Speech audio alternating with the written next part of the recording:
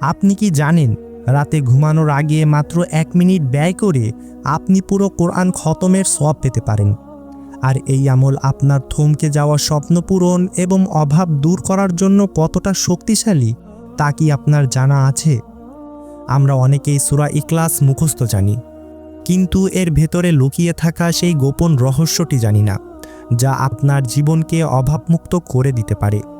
আজ আমি আপনাদের জানাবো কেন বড় বড় আলেম ও বুজুর্গরা ঘুমানোর আগে এই ছোট্ট সূরাটি 3 বার পড়ার পরামর্শ দেন এবং এর পেছনে থাকা সহিহ হাদিসের প্রমাণ কি। ভিডিওর শেষ অংশে আমি এমন একটি বিশেষ নিয়মের কথা বলবো যা আপনার মনের আশা পূরণ করতে ম্যাজিকের মতো কাজ করবে ইনশাআল্লাহ।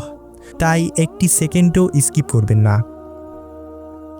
সূরা ইখলাসকে বলা হয় পবিত্র কোরআনের 1/3 সহিহ বুখারী ও মুসলিম শরীফে একাধিক হাদিসে এসেছে, রাসূলুল্লাহ সাল্লাল্লাহু আলাইহি ওয়াসাল্লাম সাহাবীদের জিজ্ঞাসা করেছিলেন, তোমাদের কেউ কি এক রাতে 1/3 কোরআন পড়তে পারবে?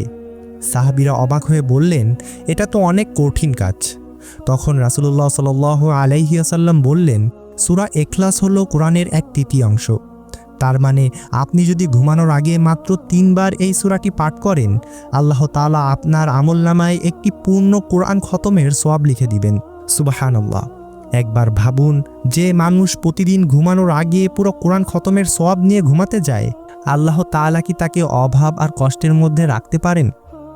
এখন প্রশ্ন হলো, এই আমলের মাধ্যমে টাকা আসা বা স্বপ্ন পূরণ কীভাবে সম্ভব? দেখুন, রিজিক বা টাকা পয়সার মালিক একমাত্র আল্লাহ তাআলা। আর সূরা ইখলাসের মূল কথাই হলো আল্লাহ এক, তিনি অমুখাপেক্ষী। আপনি যখন 3 বার গভীর বিশ্বাসের সাথে এই সূরাটি পড়েন, আপনি মূলত আল্লাহর একত্ববাদের সাক্ষ্য দিচ্ছেন। হাদিসে এসেছে, যে ব্যক্তি সূরা ইখলাসকে ভালোবাসবে, এই ভালোবাসা তাকে জান্নাতে নিয়ে যাবে। আর আলেমদের মতে যারা এই সূরার আমল নিয়মিত করে, আল্লাহ তাদের অন্তরে প্রশান্তি দান করেন এবং তাদের পার্থিব অভাবগুলো গায়েবীভাবে মিটিয়ে দেন। কারণ যে আল্লাহর বরত্ব ঘোষণা করে, আল্লাহ তার ছোট ছোট স্বপ্নগুলো পূরণ করতে দেরি করেন না। ভিডিওর শুরুতে বলেছিলাম একটি বিশেষ নিয়মের কথা। আমলটি যেভাবে করবেন, রাতে যখন বিছানায় যাবেন তখন পাক পবিত্র অবস্থায় বসুন। প্রথমে 3 বার দুরূদ শরীফ পাঠ করুন, এরপর 3 বার সূরা ইখলাস পড়ুন। পড়া শেষ হলে আপনার 2 হাতে ফু দিন এবং হাত দুটি আপনার শরীরে যতটুকু সম্ভব মুছে নিন। এটি নবীজি সাল্লাল্লাহু আলাইহি ওয়াসাল্লামের সুন্নাহ।